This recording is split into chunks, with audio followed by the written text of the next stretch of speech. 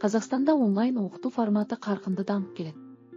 Елдегі жас мамандардың 60-дан астамы университеттегі біліммен қатар онлайн курстардан өту арқылы қосымша дағдыларды меңгеруге ұмтылуда. Сарапшылардың айтуынша, онлайн курстар еңбек нарығында бәсекеге қабілеттілікті арттыруға мүмкіндік береді.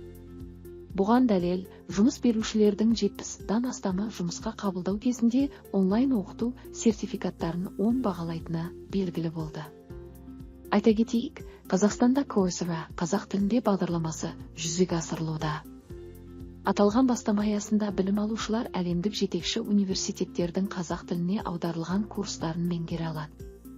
Бағдарлама іске қосылғаннан бері 3 жыл ішінде 6000-нан астам студент курстардан өтіп, 7000-нан астам сертификат алған.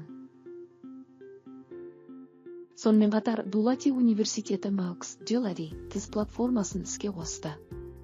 Бұл ресурста түрлі ғылыми бағыттар бойынша 60-тан астам жаппай ашық онлайн курс жауап қолжетімді.